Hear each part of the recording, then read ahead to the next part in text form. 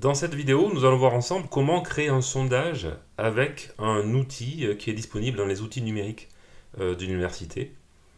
Cet outil s'appelle Evento et c'est essentiellement une alternative à l'application Doodle que vous connaissez sûrement et qui permet de faire un sondage pour trouver des créneaux communs pour typiquement une réunion.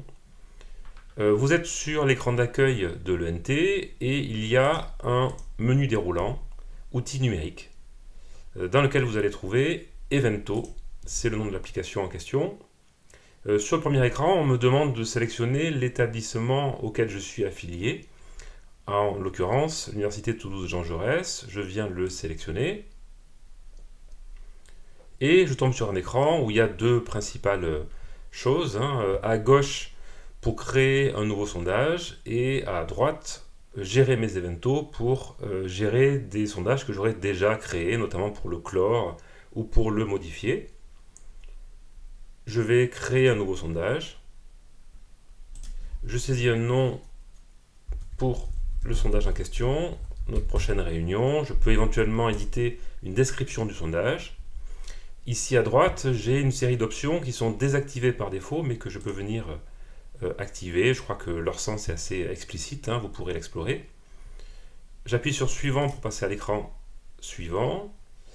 Et j'ai trois types de sondages qui peuvent être utilisés. Le plus courant, c'est celui qui correspond à l'usage le plus fréquent de Doodle, c'est celui qui est à gauche. Ajouter une question date. Il s'agit de trouver des créneaux communs avec des dates et des horaires pour une réunion, pour un travail en commun. Au milieu, ajouter une question période. Ici, c'est dans l'idée de trouver des jours sans forcément marquer de créneaux. Donc simplement des jours et pas des créneaux horaires.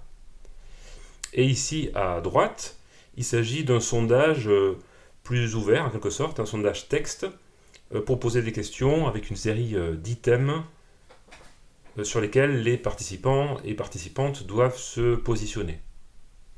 Je vais créer ici, ce qui est l'usage sûrement le plus fréquent, une question date pour fixer notre prochaine réunion. Je peux donc saisir l'énoncé de la question.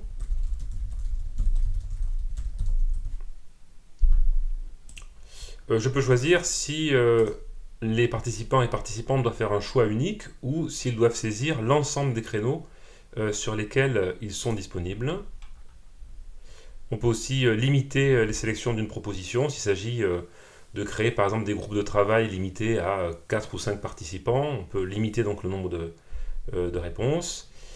Et on peut autoriser la réponse peut-être, qui existe aussi sur Doodle, pour des créneaux qui ne sont pas très arrangeants pour un participant, mais pour lesquels il pense pouvoir se libérer. Je vais laisser ces options-là de côté pour l'instant. Et ici, je vais choisir les dates et horaires qui me correspondent. Par exemple, je vais me positionner en septembre du 16 au 21. Disons ces dates-là. Par défaut, le logiciel propose de fixer le même créneau horaire ou les mêmes créneaux horaires sur toutes ces dates en question, ce qui peut être pratique s'il s'agit d'horaires de bureau assez classiques. Dans ce cas-là, ce qui se passe, c'est que je vais choisir donc une date de début de réunion, un horaire de début de réunion, un horaire de fin de réunion, et c'est ce même horaire qui est répercuté sur toutes les dates que j'ai présélectionnées ici à gauche. Je peux créer un deuxième créneau horaire, par exemple un 16-18, et vous voyez qu'il est répercuté sur toutes les dates que j'ai choisies.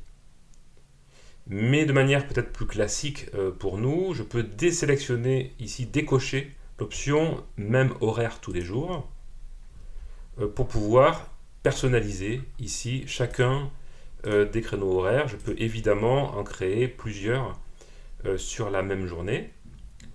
Une fois que j'ai fait toutes mes sélections, je vais sur suivant. Et c'est pratiquement fini. Je vais choisir une date de clôture du sondage, donc selon votre souhait. Qui peut participer au sondage? Plutôt tous ceux qui disposent du lien, a priori. Ensuite, j'accepte les conditions et je crée le sondage. Et je vais avoir, en fonction de l'option que j'ai choisie, des notifications en tout cas de clôture du sondage, mais j'aurai peut-être des notifications donc de chacune des réponses au sondage. Et en tout cas, en me reconnectant à Evento comme je l'ai fait tout à l'heure, en choisissant l'écran de droite, celui de gérer mes Eventos, auquel vous avez accès également ici, je vais pouvoir voir l'état du sondage avec les réponses qui ont été apportées et l'option ou les options qui sont à privilégier.